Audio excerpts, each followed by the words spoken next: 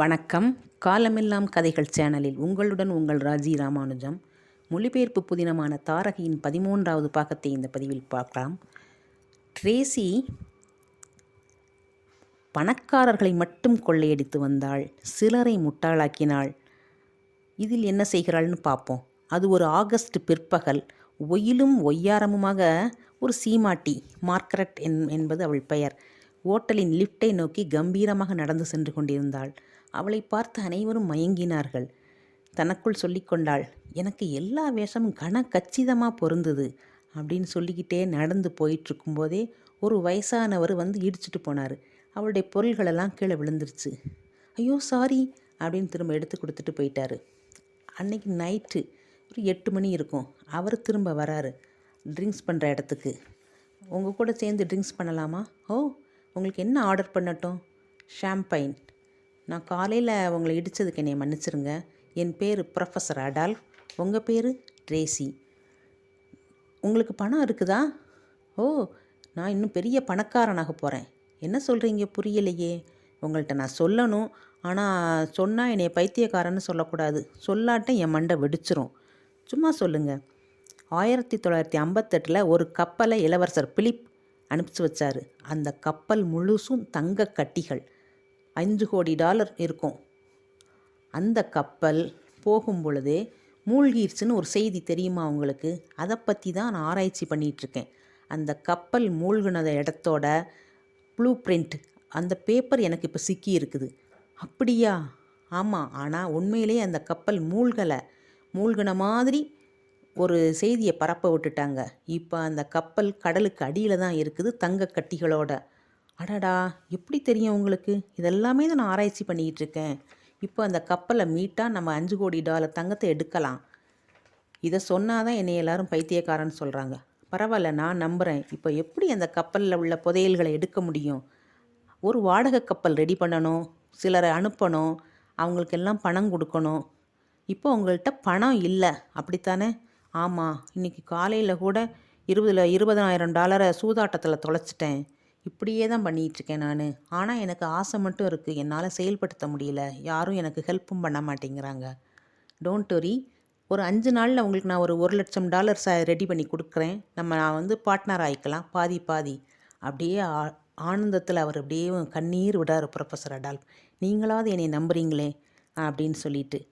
சரி சார், சரி நீங்கள் போகலாம். நான் வந்து ஒரு 5 நாள் கழித்து உங்களை ஃபோன் பண்ணுறேன் அப்படின்னு சொன்னோடனே அவர் கிளம்பி போயிட்டார். அவர் போன உடனே வந்தான் இவளோட காதலன், ட்ரேசியோட காதலன் ஜெஃப். ட்ரேசி, அந்த மாட்னி பிரபு மாளிகை கொள்ளையை பிரமாதமாக முடிச்சுட்ட, உன் மூளையே மூளை அப்படின்னு பாராட்டிட்டு. ஆமாம், அந்த ப்ரொஃபஸர் அடால்ஃப் என்ன சொல்கிறாரு? தங்க புதையல் பற்றி எதுவும் சொன்னாரா? அதை பற்றி உனக்கு எப்படி தெரியும்? ட்ரேசி, நீ சொல்கிறத கேட்டால் அவர் சொன்னதை நம்பிட்ட போல இருக்கே. இதெல்லாம் அறத பழசு. உலகத்திலே ரொம்ப பழசான மோசடி இந்த தங்க புதையல் தான். உன்னை எவ்வளோ பணம் போட சொன்னார்? அதெல்லாம் என்னோடய பிஸ்னஸ், அதை பற்றி உங்கள்கிட்ட சொல்லணுங்கிற அவசியம் இல்லை அப்படின்னு சொன்னவனே அவன் மூஞ்ச தொங்க போட்டான்.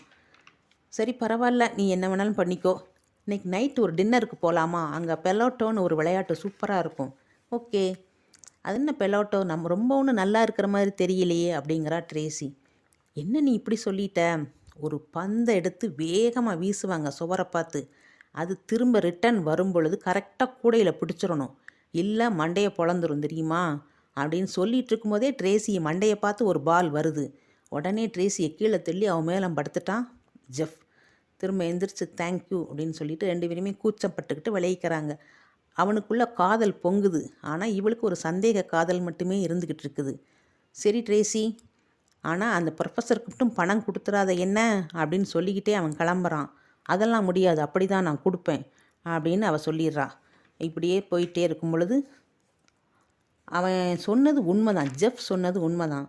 அவர் வந்து ஒரு சட்டவிரோத செயலில் ஈடுபடுற கிரான்சியர் அப்படிங்கிறவரோட கையால் தான் இந்த ப்ரொஃபஸர் அடால்ஃப். கப்பல், புதையல், தங்கக்கட்டி இதெல்லாமே அவன் மூளையில் உதிச்சது தான். ஆனால் இப்போ அவனுக்கு தெரிஞ்சிருச்சு ட்ரேசி யாருன்னு. ப்ரொஃபஸரை கூப்பிட்டு லெஃப்ட் அண்ட் ரைட் வாங்குறான். அந்த பொம்பளையை போய் பிடிச்சி நீ ஏன் பண்ண? இல்லை சார், அந்த பொம்பளை தான் நானே பண்ணுறேன், $1,00,000 கொடுக்குறேன்னு சொன்னான். அவள் ஏமாந்த மாதிரி எதுக்காக என்கிட்ட நடிக்கிறா? இப்போ அவளை கொலை பண்ணாமல் விட மாட்டேன் அவளை கொன்று கடலுக்குள்ளே போடுறேன், என்னையவே ஏமாத்துறாளா, ஏன் ஊருக்கு வந்தேன் அப்படின்னு சொல்லிட்டு அவளோட ஹோட்டலுக்கு போய் அவளை உண்டு இல்லைன்னு பண்ண போகிறேன்னு உரிமிக்கிட்டே போகிறான். போனா அவள் 2 ரூம் எடுத்திருக்கா, ஒருத்திக்கு எதுக்கு 2 ரூம் அப்படின்னு இவனுக்கு ஒரு மைல்டாக ஒரு சந்தேகம். போகும்பொழுது அவன்கிட்டருந்து ஹோட்டல் சிப்பந்திகிட்டேருந்து டூப்ளிகேட் சாவியும் வாங்கிட்டு போகிறான் கிராஞ்சியர். ட்ரேசியோட ரூமுக்குள்ளே நுழையிறான். அவள் குளிச்சுக்கிட்டு இருக்கா.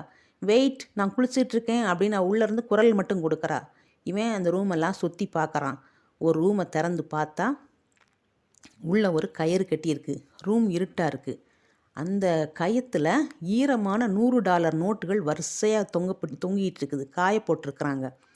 பக்கத்தில் ஒரு சின்ன மிஷின், அது பக்கத்தில் சின்ன சின்ன பேப்பர்கள் கட் பண்ணி வச்சுருக்கிறாங்க நோட்டு அடிக்கிறதுக்காக.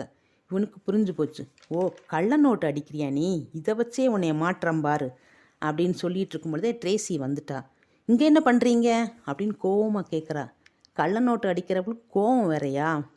இல்லை இல்லை, அது ஒரிஜினல் நோட்டு மாதிரியே இருக்கும், யாருமே கண்டுபிடிக்க முடியாது. நான் உங்களுக்கு வந்து $1,00,000 கொடுக்கறதுக்கு தான், $1,00,000 கொடுக்கறதுக்கு தான் இதை ரெடி பண்ணிக்கிட்டு இருக்கேன். ஓ, இந்த கள்ள நோட்டை எடுத்து எங்கள்கிட்ட கொடுக்க போகிறியா? நல்ல வேலை, ஆனால் இது ஒரிஜினல் மாதிரியே இருக்கும் அப்படின்னு திரும்பவும் ட்ரேசி சொல்கிறா. அந்த ப்ரொஃபஸரை நீ நம்பின இல்லை, நீ ஒரு முட்டாள். ஐயோ, சரி இந்த ஒரு நோட்டை மட்டும் நான் எடுத்துக்கிறேன். அதுக்கப்புறம் இவ சொல்கிறா, ட்ரேசி எவ்வளோ வேணாலும் எடுத்துக்கோங்க, அது வெறும் காகிதம் தானே அப்படி மேலுங்க ரொம்ப அடுத்தும் கொஞ்சம் எடுத்துக்கிட்டு அவன் கிளம்பிடுறான். ட்ரேசியை தீர்த்து கட்டதுக்கு தான் ஹோட்டலுக்கு வந்தான். ஆனால் இப்போ அசல் நோட்டு மாதிரியே இருக்கிற கள்ள நோட்டை பார்த்தவொடனே மனசு மாறி அந்த நோட்டை எடுத்து முதல்ல செக் பண்ணிக்கிடுவோன்னு ப்ரொஃபஸர்கிட்ட கொடுத்து விட்றான். பேங்க்கில் போய் மாற்றிட்டு வா அப்படின்னு. பேங்க்கில் ஒன்றும் சொல்லலை, நல்ல நோட்டுன்னு வாங்கி வச்சுக்கிட்டாங்க. திரும்பவும் $100 நோட்டை கொடுக்குறான், அதுவும் நல்ல நோட்டுன்னு சொன்ன உடனே இவனுக்கு குஷியாயிடுச்சு. ஆஹா, ஒரிஜினல் மாதிரியே இருக்கிற கள்ள நோட்டு, இதை அடிக்கிறதுக்கு மிஷின் இருக்கும்போது தேவையில்லாமல் பணத்துக்கு ஏன் கஷ்டப்படணும்? கூப்பிடு அந்த ட்ரேசியை. அவள் வந்தா நம்ம 2 பேரும் கூட்டாளிகளாகவும். அதெல்லாம் முடியாது. இங்கே பாரு, இது ஏன் ஊர், ஏன் தயவு இல்லாமல் இங்கே ஒரு சுட்டு வரல கூட நீ அசைக்க முடியாது. இந்த கள்ள நோட்டு அடிக்கிற பிளேட் எங்கே இருக்குது? வேறு வழி இல்லாமல் சொன்னா ட்ரேசி. சுவிட்சர்லாந்தில் இருக்கிற அமெரிக்கன் கொடுத்தான். அமெரிக்க நாணய தொழிற்சாலையில் அவன் திருடியிருக்கான். கிராஞ்சியர்கிட்ட ஒரே பரபரப்பு. உன் மிஷின் எத்தனை நோட்டு அடிக்கும்? 1 மணி நேரத்துக்கு 1. இன்னும் நிறைய அடிக்கிற மாதிரி மிஷின் இருக்கா? இருக்குது, ஆனால் விலை அதிகம். எவ்வளோ விலைனாலும் சொல்லு, நான் வாங்குகிறேன். $5,00,000. உடனே $5,00,000 அவள் கையில் கொடுத்தான். நீ ரெடியாக இரு, நைட்டில் பேசுவோம், ப்ரொஃபஸர் இப்போ உன் கூட வருவார், அங்கே வச்சு நீ என்னெல்லாம் பண்ணணும் அப்படிங்கிறத நான் சொல்கிறேன் அப்படின்னு கிராஞ்சியர் அவளை அனுப்பிச்சி வச்சுட்டான். அந்த மிஷினில் 3 ஷிஃப்ட்டு வச்சு 24 மணி நேரம் நோட்டு அடித்தா $15,000 அடிக்க முடியும். ஒரு வாரத்துக்கு 1,00,000, 10 வாரத்தில் 10,00,000 அப்படின்னு மனக்கோட்டை கட்டிக்கிட்டே ட்ரேசியோட ஹோட்டலுக்கு நைட்டுக்கு போகிறான் கிராஞ்சியர். ப்ரொஃபஸர் மட்டும் உட்காந்துருக்கிறாரு. ட்ரேசி வழக்கம் போல் எஸ்கேப் ஆயிட்டா. ஏய் இடியட், அவள் போயிட்டா, இங்கே நீ என்ன பண்ணுற அப்படின்னு கோபத்தோட கத்துனான் கிராஞ்சியர். நோ, நான் பார்த்துக்கிட்டே தான் இருந்தேன், யாரும் போகலை. முட்டாள், நர்ஸு கிழவி இப்படி ஏதோ ஒரு மாறு வேஷத்தில் போயிட்டா. கூப்பாடு போட்டுக்கிட்டே ட்ரேசியோட அறைக்கு போனான் கிராஞ்சியர். அங்கே அந்த அச்சு இயந்திரம் இருந்தது. அவசரத்தில் மறந்து போயிட்டியா? இருக்கட்டும் இருக்கட்டும், என்னை ஏமாற்றி $5,00,000 கொண்டு போயிருக்க. என் ஆட்கள் போலீஸில் இருக்கிறாங்க, உன்னைய சிறையில் அடைச்சி அந்த சுவிட்சர்லாந்துக்காரனோட விலாசத்தையும் கண்டுபிடிப்பேன் அப்படின்னு கொந்தளிச்சுக்கிட்டே போலீஸுக்கு ஃபோன் பண்ணுறான், அவனுக்கு தெரிஞ்ச போலீஸுக்கு. அவர் வர்றாரு. வந்துட்டு கூடையே சிஐடியும் கூட்டிகிட்டு வர்றாரு. அவன் வழக்கம் போல் முன்னாடி நம்ம பார்த்த கூப்பர் தான், ட்ரேசியை பிடிக்கணும்னு அலையிறவர். அவன் வந்து எங்கே கள்ள நோட்டு அடிக்கிற மிஷினை காமிச்சான் இவன். ஓ, இது சாதாரண அச்சு இயந்திரம், பிரிண்டிங் ப்ரெஸ் எல்லாம் வச்சுருப்பாங்களே அந்த அச்சு இயந்திரம். இந்த நோட்டு கள்ள நோட்டு கிடையாது, உண்மையான நோட்டு தான். இது யார் கள்ள நோட்டுன்னு சொன்னது அப்படின்னு அவன் கேட்டவுடனே கிராஞ்சியருக்கு மூஞ்சி தொங்கி போச்சு, தலையே சுத்துச்சு. இப்போ அவளை பற்றி எப்படி கம்ப்ளைண்ட் கொடுக்க முடியும்? புதையலுக்கு ஏமாறுற மாதிரி நடித்து தன்னையே ஏமாற்றிட்டா அப்படின்னா கம்ப்ளைண்ட் கொடுக்க முடியும்? ட்ரேசி தான்,